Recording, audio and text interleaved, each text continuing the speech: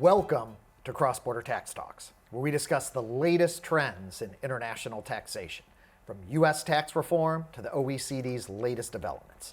I'm Doug McHoney, PwC's International Tax Services Global Leader. You can watch these podcasts on YouTube at youtube.com/Doug McHoney. On this week's episode of Cross-Border Tax Talks, we're in PwC's Policy on Demand studio in Washington, D.C., where I'm excited to have Pat Brown back on the podcast. Pat is an international tax partner and co-leader of PwC's Washington National Tax Services practice. Pat, welcome back to the podcast. Thanks, Doug. As always, it's great to be with you. Yeah, I think I've lost track of the number of times that you've been on the. You and Rebecca are neck and neck for the most appearances. But it's always an honor, and always an honor to be mentioned in the same sentence with Rebecca. So there you go. Absolutely. So for this podcast, Pat, I wanted to look back at a very eventful 2022 in the world of international tax. But maybe before we begin that, is there any notable events in the Brown family in 2022 before we get into some of the international tax stuff? My daughter, my oldest, graduated from university in May, University of Notre Dame. And so she is now off the payroll. But she is in the process of applying to law school, and so she may very well be back on the payroll. But it's still a momentous achievement for her, my daughter Virginia, so congratulations to her, and really exciting for all of us. And congratulations to Dad, the Great, entire Brown family. That's very exciting. Yeah, the big event in the McHoney household was that we adopted another four-legged rescue puppy named Rich. My wife did the DNA analysis, and we learned that the rescue dog that we got is actually a purebred American foxhound, which is kind of interesting. We're excited to welcome our second four-legged child, because we don't have any of the two-legged variety. I'll tell you, college costs are a lot cheaper for the four-legged variety. All right, so let's dig into international tax. And I wanted to take us back, because I had you in the podcast almost a little over a year ago, back when everybody was very excited about something called Build Back Better. Yes. And so maybe let's revisit kind of what was going on about a year ago. Right. The Democrats controlled the House, the Senate, the executive branch. We were going to see international tax reform 2.0.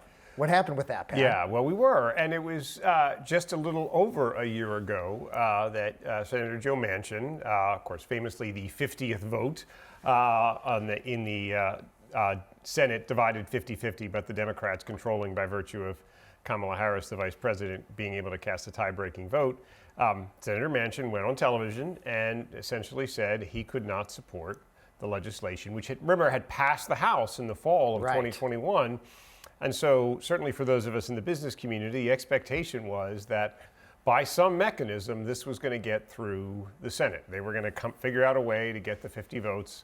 Of course, Senator Manchin and Senator Sinema, depending on how you counted, they were the 49th and the 50th vote, sometimes reverse the order of that. But and of course, they had already made significant changes in the legislation that became Build Back Better and passed through the House in order to accommodate what they believed was going to be Senator Sinema's concerns, dropping the corporate rate increase, and instead introducing what, in fact, ultimately did survive, and that is the corporate alternative minimum tax, or the book minimum tax, which was, again, put in there really at Senator Sinema's insistence as an alternative to a corporate rate increase.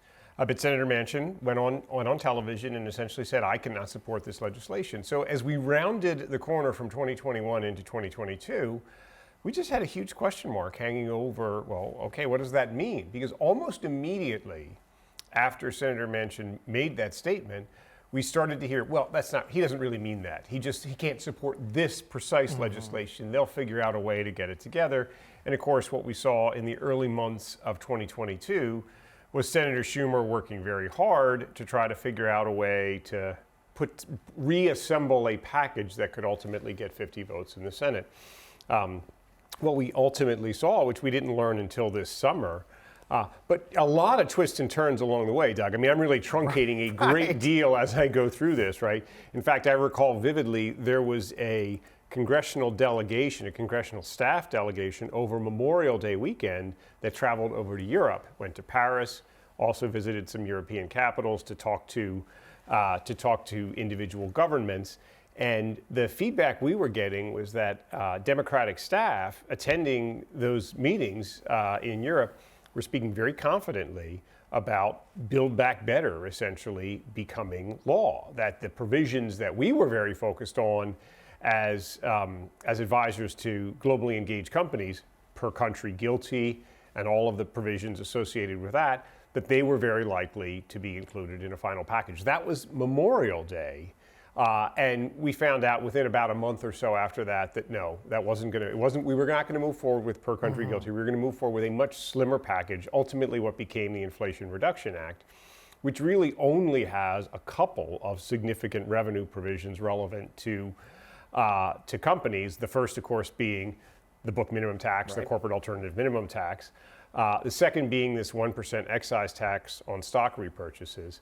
And certainly of relevance to companies as well as individuals is $80 billion in funding for the IRS, which is expected to provide the IRS with greater enforcement ability to raise additional revenue from taxpayers. So and tens of thousands of, I can't remember how, was it 80,000, 87,000 that they plan to hire.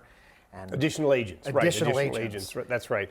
And we all know how difficult it is to find people in this area of work. Yes. So a really tortured journey for what ultimately became the Inflation Reduction Act, ultimately skinnied down to, on the spending side, lots of focus in the green energy space. So the introduction of a lot of significant tax incentives associated with what, loosely speaking, I'll call green energy, paid for to a significant extent with the new corporate alternative minimum tax and the excise tax on stock repurchases. So in the end, from all of the things that we saw in Build Back Better, and again, including the really significant changes to the international rules headlined by per country guilty, not limited to per country guilty, but headlined by per country guilty, that all simply fell away. And as we learned, fell away because Senator Manchin ultimately heard from a number of companies who went in there and said, we don't believe that the rest of the world is really serious about moving ahead with this. Look, they haven't done it. Senator Manchin took that on board and said, we can't do this because it doesn't look like the rest of the world is actually doing it. So he actually publicly stated that as part of his reason for saying why he was insistent on jettisoning those international provisions. Right. Yeah, and if we go back also to the very end of 2021, and we'll come back more to this later in the podcast, but that was when we got the model rules. Yes. Right, for Pillar 2. Yes. And so the thought was, well, the U.S. is going to need to change guilty to Yes. become income inclusion rule compliant. Yes. And I think that was part of the congressional delegation over to Europe to talk about that, well, once we get, country by country, we'll have an IR compliant regime. Right. Oh, how naive we were, as I think about now, how much time we've spent with the model rules and the commentary of, wow, well, even if we did get, which we'll never know, but even if we did get country by country, would that really have been in IR equivalent regime, given the tax base is so different, right? And I think a lot of us were still very early in our understanding earlier in the calendar year of what some of those differences, but obviously that didn't happen. And then we got I want to call it maybe unfortunately named book minimum tax, which I think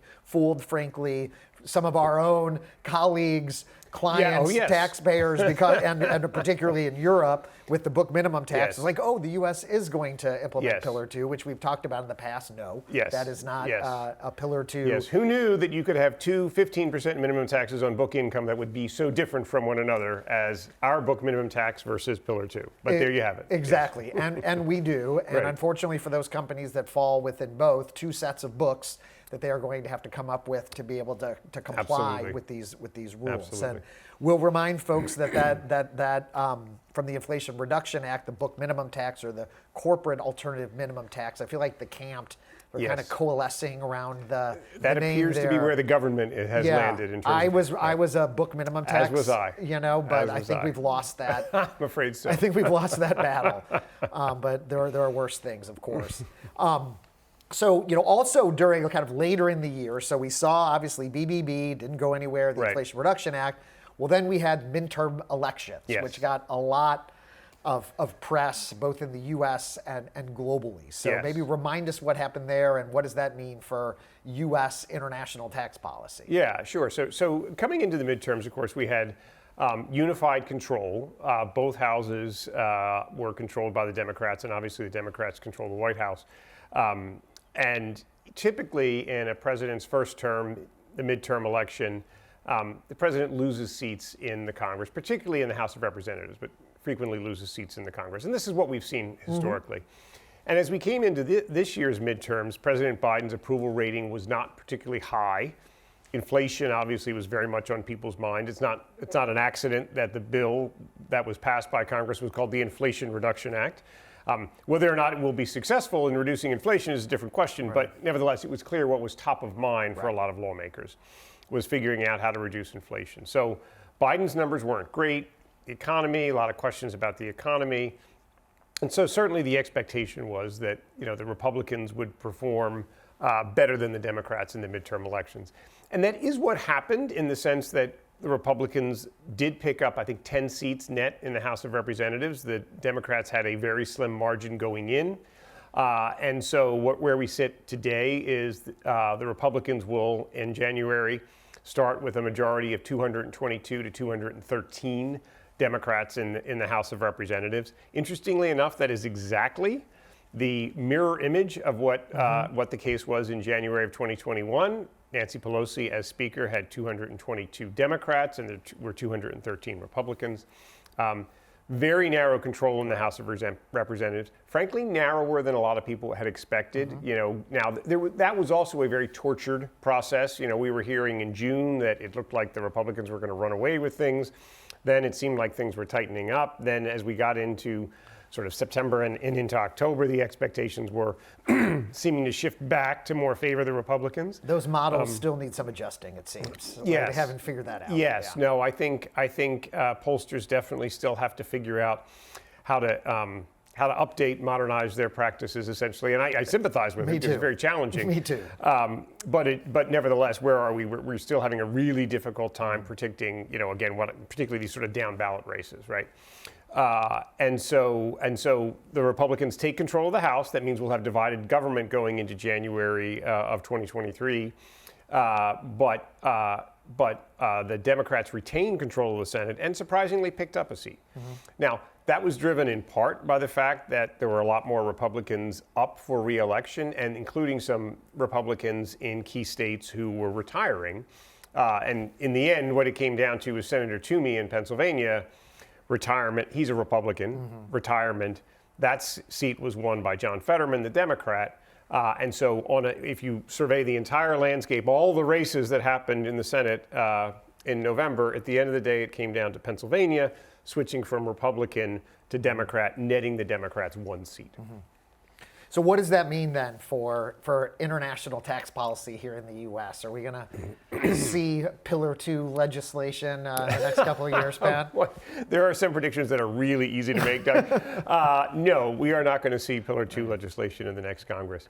I do think we're going to see a lot of focus and attention on Pillar 2, particularly from the House, because the new Republican majority feels quite aggrieved by the process that the Treasury Department has gone through over the last couple of years in sort of aggressively driving forward with Pillar 2, and feels like they haven't been adequate, feels like the Congress has not been adequately consulted.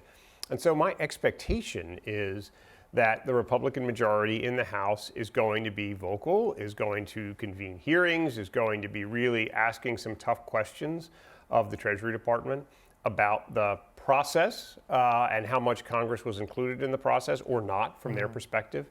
But also sort of where are we substantively and what are the potential impacts on the United States? So I actually think Pillar 2 is going to be a very significant focus of attention in the new Congress, but not because of legislation, but because of Congress's, what we often call Congress's oversight role, convening hearings and calling witnesses forward to explain themselves. And I think that's what we're going to see over the next couple of years. Right. You had mentioned Treasury, very much engaging their international counterparts on Pillar 2, and obviously Congress not being able to kind of deliver the goods with BBB. But there were a number of things I think we saw from the Treasury Department over the course of 22. Wanted to highlight a couple. Yes. First, wanted to get your thoughts and take on the announcement of ending the Hungarian treaty. Yeah. kind of how that fit in with the whole Pillar Two negotiations and discussions. Yeah, so it's a very rare step for the United States to terminate an income tax treaty. It is not unprecedented, but it is very rare. And one of the occasions when it was done in the past, Treasury terminated the treaty with the Netherlands Antilles, but then actually walked that back because it was causing volatility in the euro bond market. This was in the late 1980s. Treasury also terminated a treaty with Malta, but that was because the new treaty was being negotiated, and so that process ultimately proceeded to introduce a new treaty. Here, Treasury has insisted that the termination of the treaty with Hungary was unrelated to Hungary's objections to proceeding to adopt a Pillar Two directive in the European Union. I don't know what to say with respect to that. The timing is, coincidental, I guess, to say, but it is because it happened just after that. Correct. Hungary. Correct. And we'll come back to this was before Poland, and there was Right. all this other drama that happened with Pillar Two. Right. But that was back when Hungary had initially opposed That's right. the Pillar Two EU directive. So Hungary had stated its opposition to the directive, and Treasury shortly thereafter announces the termination of the treaty. Now, the treaty terminates with effect for payments starting January 1st of 2024, but essentially the treaty is now done. There is a new Hungarian treaty that's sitting in the Senate, and in theory waiting to be brought forward for ratification. We haven't exactly moved a lot of treaties in recent years. You've probably noticed, Doug. Yeah, how long has that been? How long has that been sitting in the Senate? For several years, I think going back to, I would get the year wrong if I gave you an exact year, but it's been sitting in the Senate for several years. Yeah. Now, interestingly, as part of the process of announcing the termination of the Hungarian treaty, Treasury said even the existing treaty that's currently sitting in the Senate is no longer fit for purpose because the treaty was negotiated before Hungary lowered its corporate income tax rate down to 9%. There are many questions hanging over the status of the Hungarian treaty. Obviously, the prior treaty terminated. The new treaty, what becomes of that? We will have to wait and see. Again, behind all of this is the question: how much of this was an effort to pressure Hungary to ultimately get on board with Pillar Two? Well, I guess those of us on the outside will never know, Right. but one can speculate. Right. So the Treasury was also very busy promulgating regulations, which I assume also over the next couple of years we might see a number of regulations. But Right. On the last podcast, we had Nini on to talk about the FTC proposed regulations. Okay, But okay. we had That's a big one. That was a big one. We had the final regulations, which I think were initially brought forward in 2021. We call them the 2021 Right. regulations, but they Right. were really, I think, published in the Federal Register That's right. in 2022. That That's right. obviously changed the game, and we've had a number of podcasts Yes. on that. But the proposed regulations, I think, are a welcome addition for Yes. taxpayers. And Welcome, modest, but welcome, Modest, to be sure, but insofar welcome. as it goes. Yeah. still Yeah. certainly a number of open questions. Right. And I think our only hope is that the final regulations will more closely resemble the proposed regulations than the final regulations from 2021 Right. for FTC. Mm-hmm. We also saw the Puerto Rico foreign tax credit notice. There were some other Right. targeted notices related to PTEP and some consolidated returns. But any general themes or things that you wanted to highlight from a regulatory perspective from 2022? Yeah, I think it was not, apart from the proposed foreign tax credit regulations, which were themselves a real journey for Treasury. From the time the final regulations were released, there was a lot of resistance to Treasury moving forward with changes. And again, Nini talked a lot about the proposed, so I don't go into a lot of detail on that. But I think a lot of this stuff that you see is, housekeeping. Treasury is never idle. Treasury is always re-examining the regulatory landscape and figuring out where it should act. So, with respect to Puerto Rico, this was an important development for companies that are engaged in Puerto Rico. With the publication of the final foreign tax credit regulations, it was clear that the Puerto Rican excise tax was no longer going to be creditable.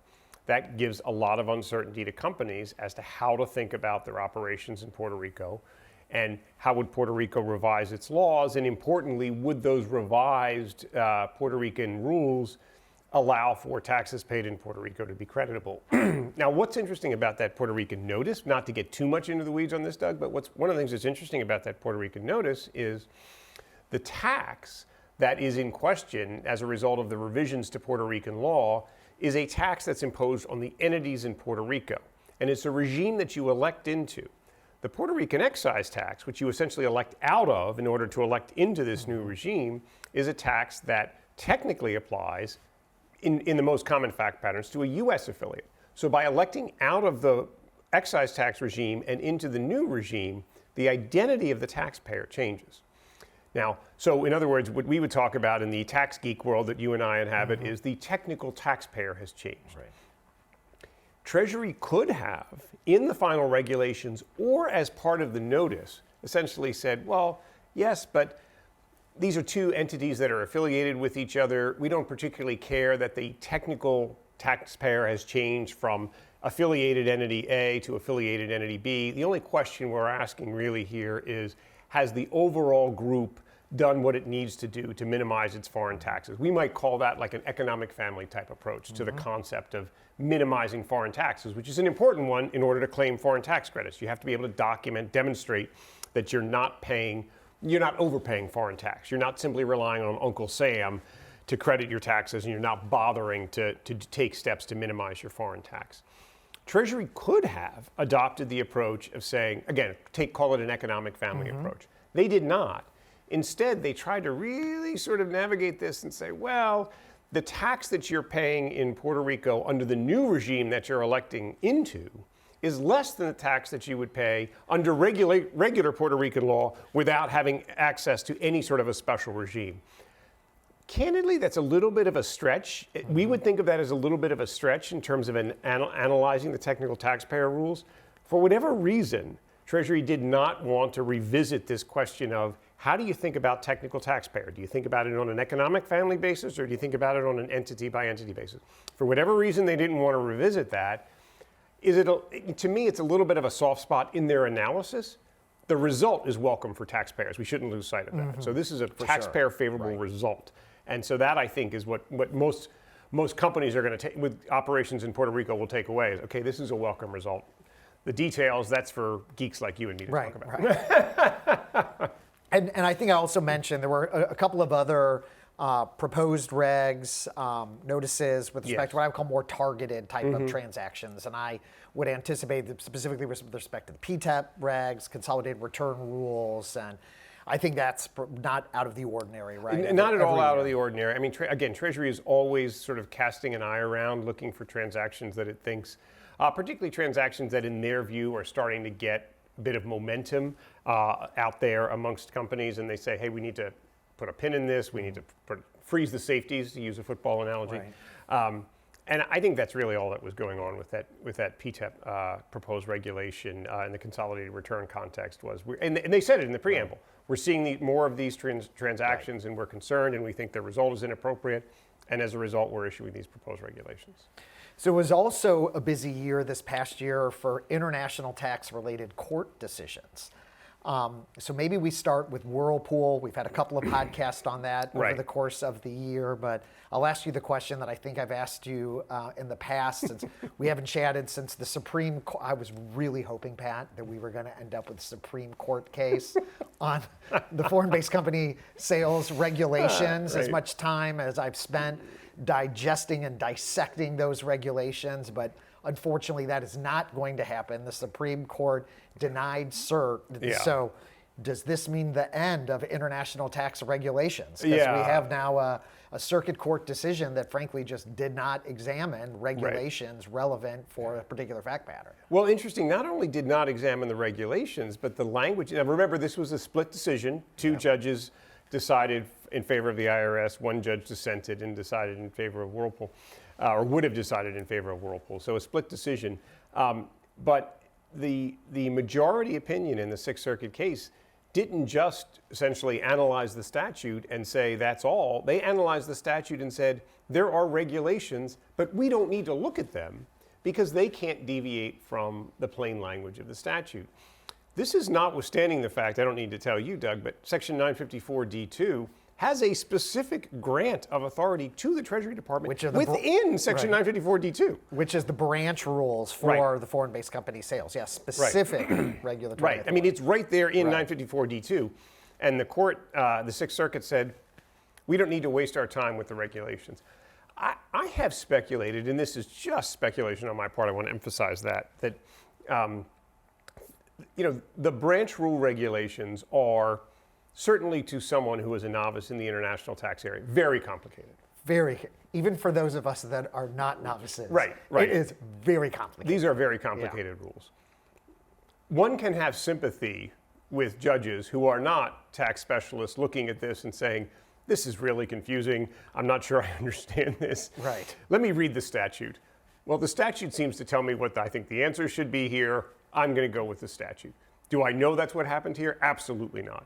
Would it surprise me if that was an element of the majority reaching their decision? But when you talk about broader implications, Doug, I really do think you do have to ask the question, to what extent might a decision like Whirlpool signal a broader trend, which we are seeing, to be sure, in the tax area as well as in other areas of the law, of judges maybe looking a little bit more skeptically at the government's ability to write rules with a free hand, maybe asking tougher questions around this stuff, or maybe, as in the case of Whirlpool, saying, I'm going to decide in favor of you, government, but I'm going to do it on the basis of reading the statutory text, because if the statutory text tells me the answer, the regulations really aren't free to deviate from that. You, the reg writer, can't rewrite what Congress has written.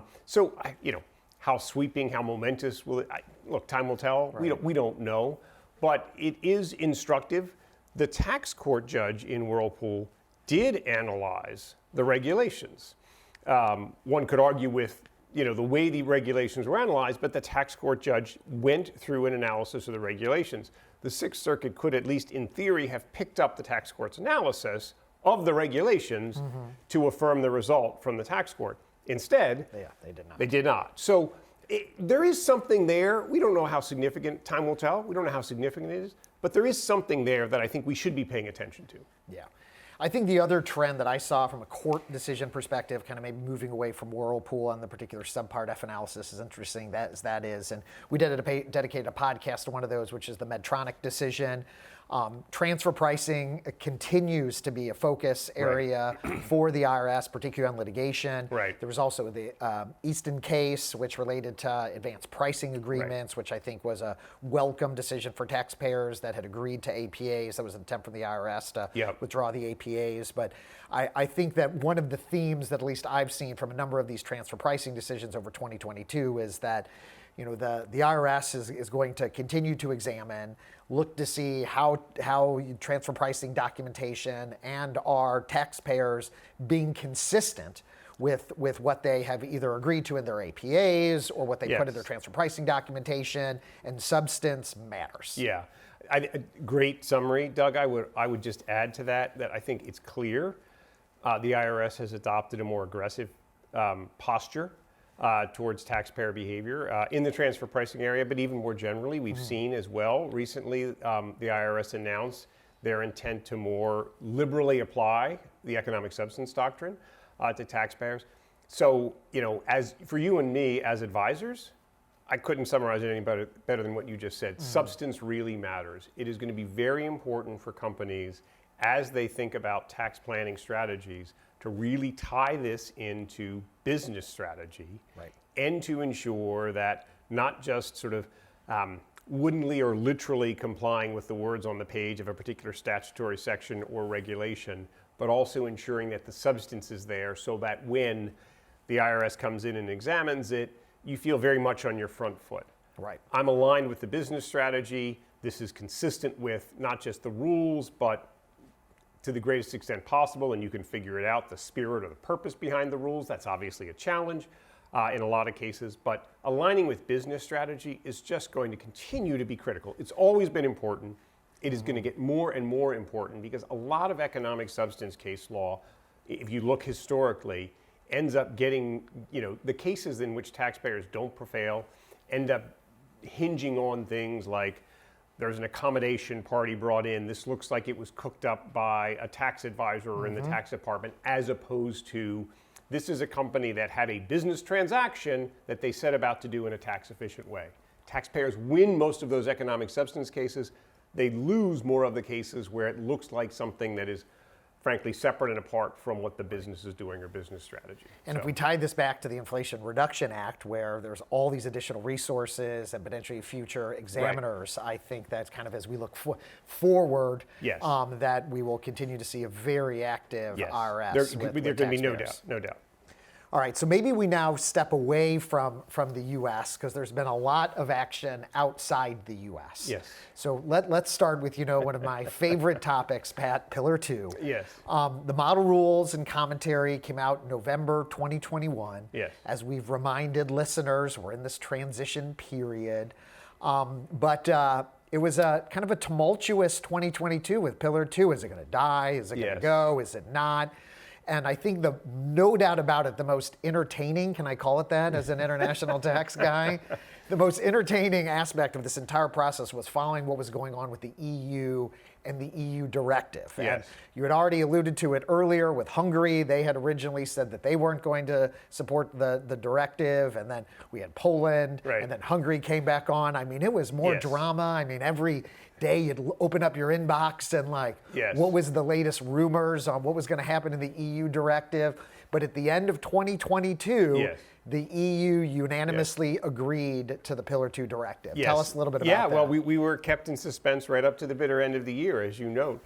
And at the very last opportunity, essentially, for the European Union to get to unanimity. And remember, in order to get a directive within the European Union on direct tax matters, all member states have to agree. So it's not sufficient to get, a majority of member states. Every single member state has to agree. And of course, we had, at various points throughout the year, we had Hungary or Poland holding out and saying we're not willing to move forward with this. Look, the European Union, the European Commission has a significant amount of economic leverage over both of those countries. And I think in the end, that clearly was exercised on the part of the Commission to get Hungary and Poland to get back into line. It was unclear right up until, again, really kind of the last moment, even when Hungary basically folded up its tent and said, we're back on board. Poland then said, well, we need additional time to review this from a technical perspective. After a press release came out Absolutely. saying that there was unity. Absolutely. And then it was like, no, Poland is back out. I mean, it was unbelievable. Right. So obviously a tortured process. Right. But at the end of the day, the European Commission and frankly the member states who were the big proponents for this, France, Germany, some others, got what they wanted, a directive. The directive doesn't necessarily eliminate questions as to whether or not the application of Pillar 2 could be challenged under EU law. It puts the Commission and the member states in a much stronger posture to say this cannot be considered to violate the fundamental freedoms of the EU law, for the simple reason that every member state has agreed to it, and so therefore, how can it be inconsistent with, again, the fundamental freedoms that the member states have agreed to abide by.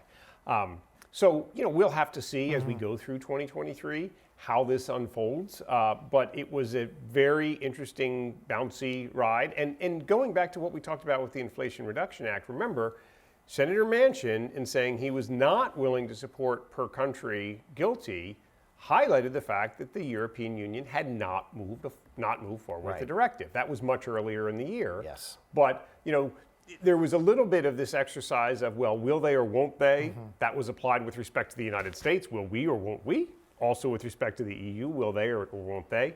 Now what we've seen, as we are in now early in 2023, okay, the U.S. has not moved forward with per country guilty or something else that looks potentially like a Pillar 2 IIR, but the European Union has moved ahead, has gotten the directive. Now we turn to national legislation that they are obligated, with the directive having been approved, the member states are obligated to bring their national legislation into force during 2023. And while all this was going back and forth with Europe, I was advising listeners, taxpayers that, well, yeah, the EU was going back and forth, but there were still countries all over the world that were still moving forward, right? Yes. The UK is one example. They had actually proposed rules.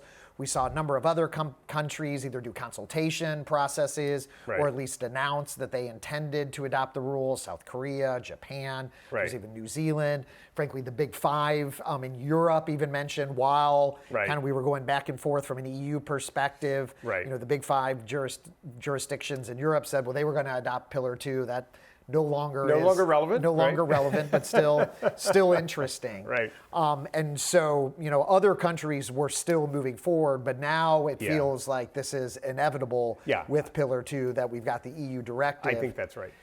One of the things that I think was interesting at the end of 2022 was Congress's response as a result of the EU Directive. Now, that was from some limited members of Congress, but maybe can you give us a summary of Congress's response after the EU Directive was officially official? Yes, so limited but consequential members of Congress. So the Republicans on the House Ways and Means Committee, as well as the Republicans on the Senate Finance Committee. So these are obviously the two tax writing committees in the Congress. And again, importantly, as we touched on earlier, the Republicans will be in the majority in the Ways and Means Committee for the next 2 years. And so as a result, so some members write a letter to Secretary Yellen. It's hard to escape, or it's hard to put to the side the fact that the real audience for that might very well have been the European Union, the member states of the European Union, essentially saying, we are not on board with what you have done, Secretary Yellen. We do not accept that the United States, for example, should have to accept that tax incentives that we, the Congress, have enacted and put into U.S. law to encourage certain behavior, whether that's R&D or investments in low-income housing, that these incentives are going to be undermined and are going to lead to U.S. companies making the investments that we, the Congress, are encouraging them to make, that as a result of making those investments, they're now going to be subject to increased tax imposed by foreign governments. That fundamental point is a point that I think, for you and me, in the world of international taxation, this stuff is very complicated. That fundamental point that I just described is not a point that is hard for a lot of politicians to understand. We, the Congress, enacted tax incentives. As a result of enacting those tax incentives to encourage behavior in the U.S., other countries are going to increase the tax on the companies who are doing the behavior that we asked them to do. On the U.S. base. Right, on the U.S. base, essentially. That is a point, again, that is not hard for a politician, even frankly, someone who's not on the tax writing committee, to wrap their head around and say, that sounds strange to me. I want to understand better why the Treasury Department thought that was a good idea. That was fundamentally what that letter was all about. So again, as we look over the next year plus, the question is going to be, how does Congress continue to make its voice heard with respect to Pillar 2? In particular, the Republicans on the House Ways and Means Committee, who again will have the gavel, the ability to convene hearings on this. There's no doubt in my mind that this will continue to be a point of emphasis. And we'll have to wait and see how it plays out. All right. So let's then turn to Pillar One, and maybe just spend a couple of minutes. Holy cow, we got a lot of documentation in 2022 to comment on from the OECD, but not anywhere near as much progress, if you want to call it that, from a practical implementation perspective. Well, I think you're right, we got a lot of documents. And look, these are important documents, and they're thoughtful in the sense that they are trying very hard to fill in a lot of the details around how Amount A, I won't go into all these details, but how Amount A gets determined. How do you determine Amount B? How do you determine the marketing and distribution safe harbor? These are important concepts for companies that have been closely following Pillar One, some of whom are really, really in favor of getting to a better place than where we are currently. That is to say, getting to a place where we have more certainty around how much profit gets allocated to market jurisdictions. That's the premise overall of Pillar One. And so a number of companies are sort of, I would say in favor of this conceptually. We're seeing a lot of paper from the OECD. It's a lot of complicated paper from the OECD. There are two elements of this, though, that I think really suggest that Pillar One is not moving forward in the way that the OECD and its proponents would like. The first is all of the documents that have been released. None of them represent consensus views of the participating countries. They are all so-called Secretariat drafts. So the OECD Secretariat has taken input from members and has released a document that represents the Secretariat's views for how one may want to proceed. Now, the positive spin on that, Doug, is, well, just like with anything else in life, nothing's agreed until everything's agreed. And so you can imagine, participating countries saying, maybe I like the direction of that, but I need to see how these other pieces of Pillar One play out. That's the most hopeful spin you can give it. I think, a more negative or glass half empty spin would be they simply cannot figure out a way to get to alignment amongst these countries, because the biggest problem Pillar One faces in that regard is it's perceived to be a zero-sum game. If tax base gets allocated to you, it's coming from another country. Which country is that, and how much are they giving up, and are they comfortable with that? That's at the kind of technical level. Step back a little bit and then ask this from a political perspective. Pillar One cannot move forward without the United States. That's clear as a practical matter. It's also clear because of a document that was released last year that the member countries participating in the Pillar One process have said this is not going to happen unless the countries that have the largest number of companies in scope for Pillar One. Well, who's that? That's the United States. By a long shot. Right. So the United States has to be on board. Pillar One needs to move forward through some form of a multilateral instrument. In all likelihood, a treaty. A treaty under our system, as you well know, requires 67 votes in the Senate. We are just nowhere close to having that level of bipartisan consensus around Pillar One or anything having to do with Pillar One. And there are a lot of questions underlying that members of Congress want to understand better, like what are the revenue implications of Pillar One that frankly the Treasury hasn't really come forward with a lot of detail on that. But even apart from that, getting 67 votes in the U.S. Senate to try and get a treaty on Pillar One, it just seems like a heroic task, at least in the near term. And so I think for companies who are hoping for progress in this space, hoping, for example, not to see a resurgence of digital services taxes, DSTs, and other similar measures, I fear that we may nevertheless see throughout the course of 2023 the resurgence of things like digital services taxes. Because if we get through 2023, into 2024, and they haven't gotten to agreement on Pillar One, and again, that seems very unlikely, then essentially we've reached the point where, by the terms of what countries have agreed, they can look to reinstitute digital services taxes. So on top of Pillar Two. On top of Pillar Two, exactly. I mean, it is almost unfathomable in the complexity, but here we are. All right, so while we're still outside the U.S., I feel like a year in review for 2022, we have to talk about the UK. We don't need to go into the politics. Matt Ryan on an earlier podcast helped try to explain how this whole parliamentary system works as far as picking a prime minister. But we had the UK rate going up, and then no, it wasn't going up, and then a couple weeks later, oh no, it really is. it really is going up, and we have a new prime minister. And at that same time, the UK came out and said we are going to be implementing Pillar Two. And so, obviously a very big economy in Europe, rates going up to 25%. 25%, right, yeah. I do wonder if that is a trend that we'll see as, corporates, as countries are looking for additional revenue. Obviously, Pillar Two is one answer to that for countries around the world that are looking for additional revenue. But corporate rate increases, I think we can also keep an eye out for. I think we have to, Doug. As a practical matter, I think the promises that have been made globally with respect to the amount of revenue that Pillar Two is going to generate for countries are probably unachievable. And so as a result, countries are going to continue to be pressed for revenue needs, right? We have, hopefully we're on the other side of the pandemic now, but it obviously put a lot of strain on treasuries around the globe. And that needs to be addressed fundamentally. And the only way to address that, or one of the obvious ways to address that, is through increased tax revenues.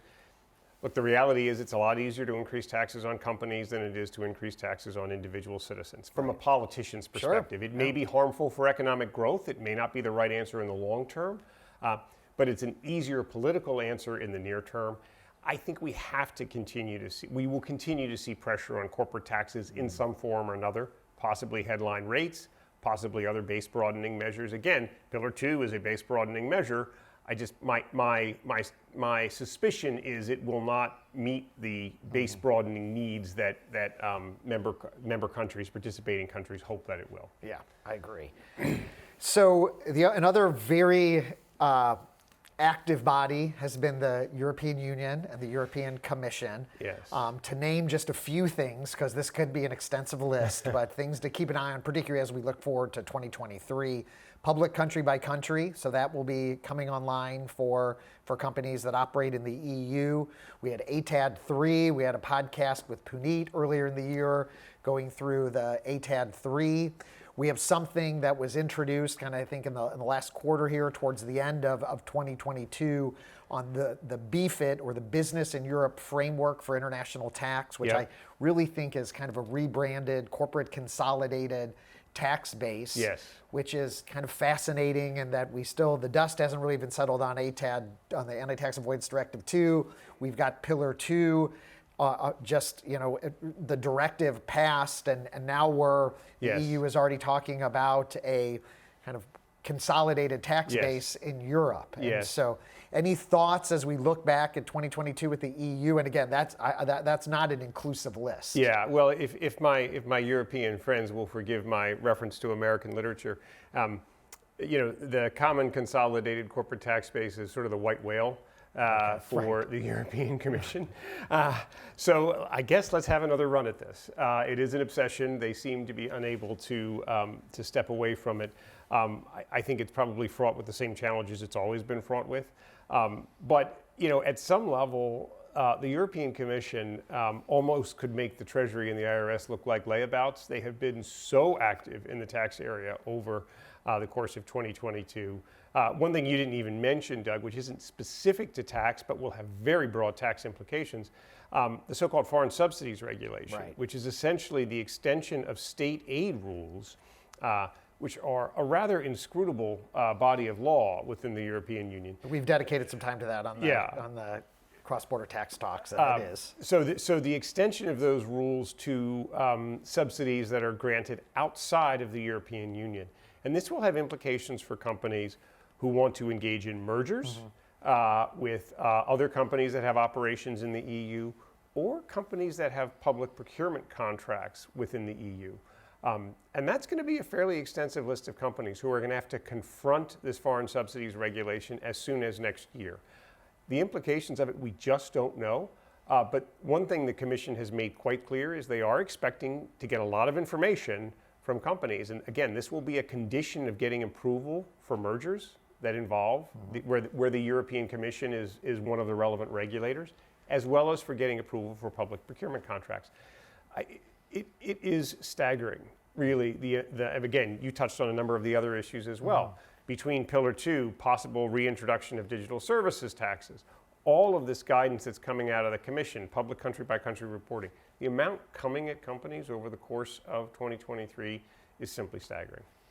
Yeah, so maybe we'll end here with predictions or recommendations for 2023. I think maybe I'll start, which is staff up. And apparently all of us, whether you're a taxpayer, whether you're an advisor at a law firm or accounting firm, whatever, we're all going to be competing for talent. And the IRS is also now in the game as well. And so, in all seriousness, convincing young people in law school, in accounting, to come into this profession, because it is fascinating, it is interesting, and there is no shortage of opportunity for people in this field to be able to progress and have challenging and intellectually stimulating careers.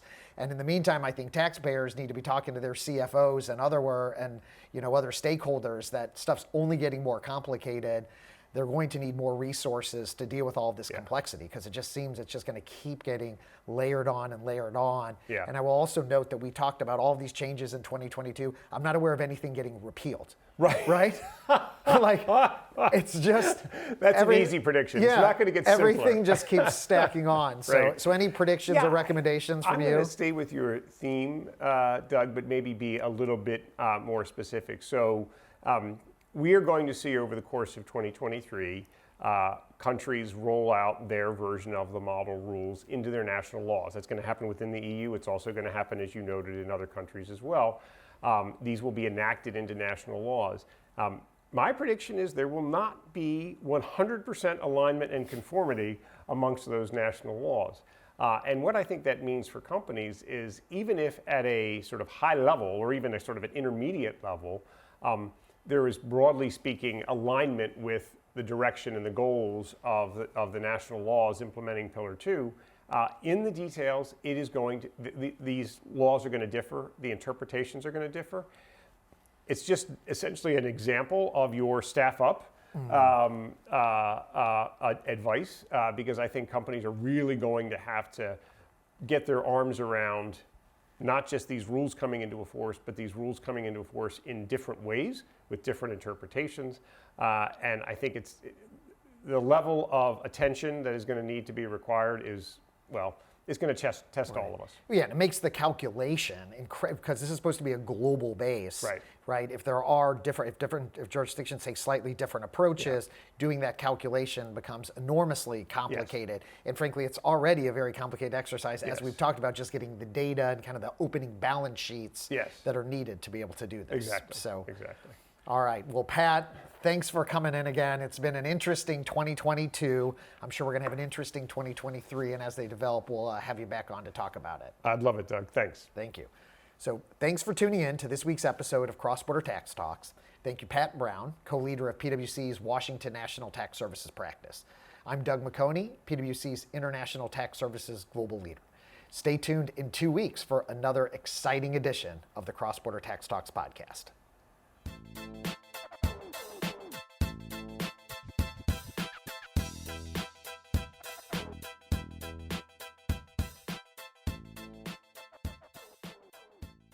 This podcast is brought to you by PwC, all rights reserved. PwC refers to the U.S. member firm or one of its subsidiaries or affiliates and may sometimes refer to the PwC network.